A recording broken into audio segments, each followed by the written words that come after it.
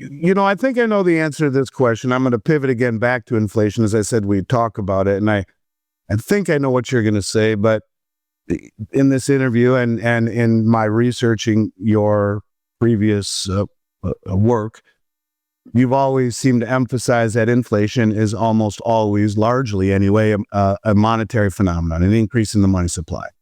And the rising prices are a symptom of an increase in the money supply. And this is driven by excessive money supply growth. Given the Fed's current policy, do you believe it's under control, or are we setting up for another wave of price increases? Now, I know you kind of answered that, but there are some that believe that it's still here and it's not going away. Yeah, let's talk about two aspects of this thing. What's going to happen in the next year is already determined by what happened to the money supply a year ago and 2 years ago.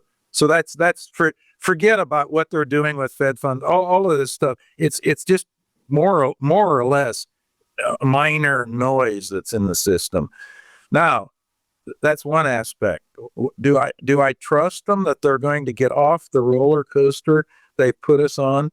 No, because they don't. If you don't have the right model, how can it's like if you don't have the right map, how the hell are you going to get to the destination you want to? You won't. I think that they could use a good dose of your logic, and sometimes old school is the best. I like your level of thinking. Yeah, one footnote in this regard, by the way, talking about old school. You mentioned that I'd been involved in a number of currency reforms, and I've actually killed more hyperinflations than any living economist. Now, what's a hyperinflation? Because especially a lot of gold bugs and people who write about it actually don't know what even the definition of hyperinflation is. It's an inflation of 50% per month that exists. So we've had, I've tracked all of these, done all the calculations. We've had 64 of them, and not in the United States, in the world. We've never had a hyperinflation in the United States. We almost did, but once. Shortly. Could you envision us ever slipping into a hyperinflationary environment in the wildest recesses of your mind? No. Well, that's good. I'm glad to hear that. Thank goodness for that. 50% a month, but by the way, these are pretty rare. And usually they exist after a war or during a war. And why do they exist? They exist because the war starts and you have a huge increase in expenditures going on with the war, and the fiscal deficit gets big, and who buys all the bonds that are being issued to finance a deficit? The central bank does. And when the central bank buys those bonds, the money supply, the M's go up, and the inflation goes up. That's one aspect. The other aspect, many of them occurred after the collapse of political regimes. For example, when communism fell, what happened? Well, they kept spending money, but they didn't have any sources of taxes. Taxes didn't exist in the old communist world. So as a result, the deficits went way up. The central banks bought the bonds that were sold. They had hyperinflations. And then you get a few other anomalies. We mentioned Cantillon in France. The first hyperinflation actually occurred with John Law and the fiat money that was being produced in France at the time. And that was the first hyperinflation in world history. And then it went for a long time. There were none until the Second World War, First World War and Second World War, and then the fall of communism. Those three big events capture most of the hyperinflations. Well, that's interesting. Let's hope we never experience anything even remotely close to it. All right, let's just wrap this up we'll end on a positive note, because, I do think there's reason to be positive. I think that, as indebted as we are, realizing that 1 trillion seconds, I'm sorry? That's why I'm long gold. Good. Well, I'm glad. And, I have 3 kids, and I want them to grow up in a world of opportunity and positivity. And, you look at a $200 trillion debt burden when you factor in Medicare and Medicaid and Social Security and the pensions, government, military, et cetera.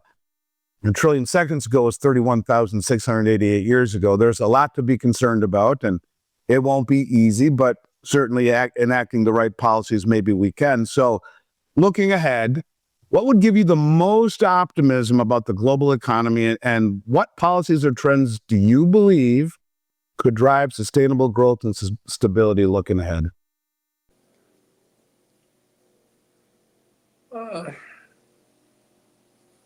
I throw you a curveball? Yes. Well, let's just say this. What gives you the most optimism looking forward? Sometimes silence is worth 1,000 words. Yeah, no, I understand. It's a tough question. I mean, it is a tough question. For example, let's go through kind of a hypothetical.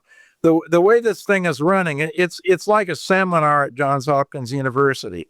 It's a lot, you turned me around with that evidence on physical gold, for example, and so we're this, that, and so forth. So let me end by saying that if you listen to Silicon Valley types, they say that we're going to have a productivity revolution in the United States because of artificial intelligence.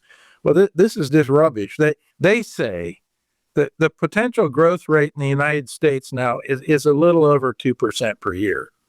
That's a sustained long run real GDP growth, or around 2.1, 2.2, something like that.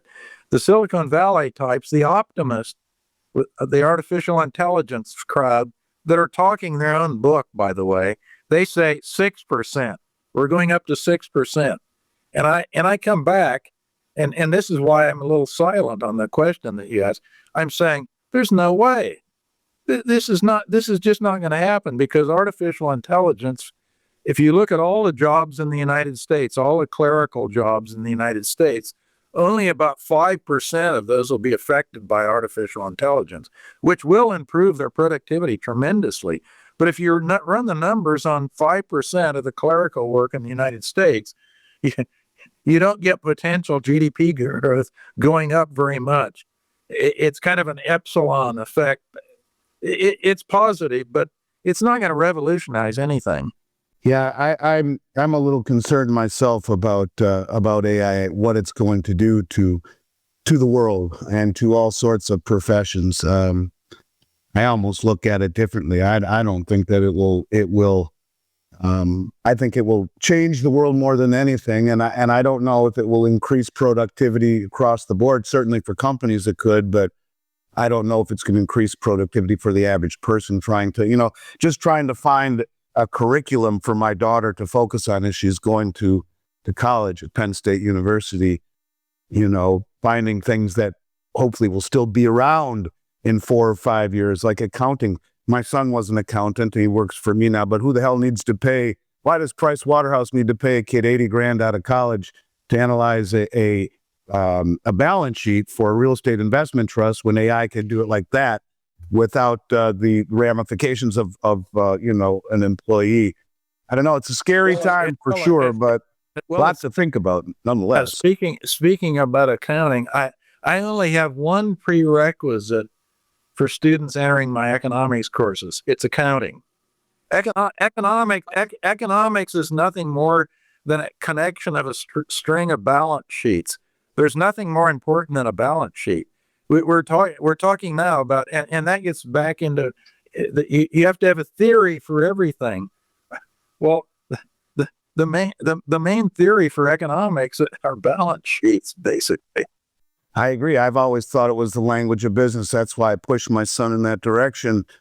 And then I started to get a little concerned about it, thinking about AI. So he's transitioned to my succession plan someday.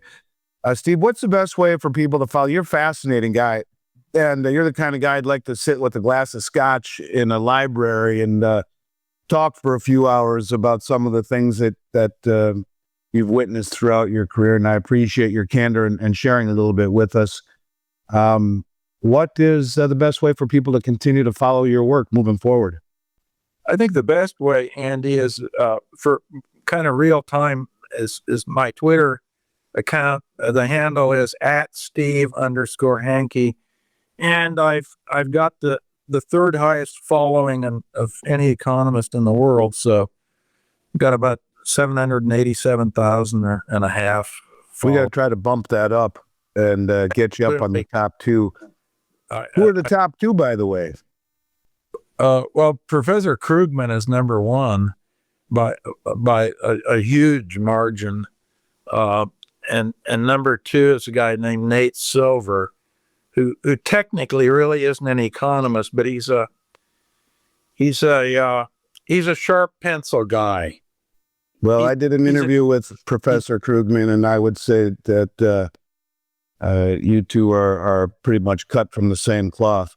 I appreciate you very much. I would love to have you back on somewhere down the road to see how these things play out, whether it be the gold-backed treasuries, what the money supply and inflation look like, just how it all plays out sometime in the fall or whatnot. But again, I do appreciate you coming on very much. I wish you well, and I look forward to picking up where we left off. Great, Andy. Thank you for inviting me. I've enjoyed our little seminar. I did as well. You have some lucky students at Johns Hopkins University. I hope they understand that. In any case, until next time, I'll be looking forward to chatting with you. Great, Andy. Thank you.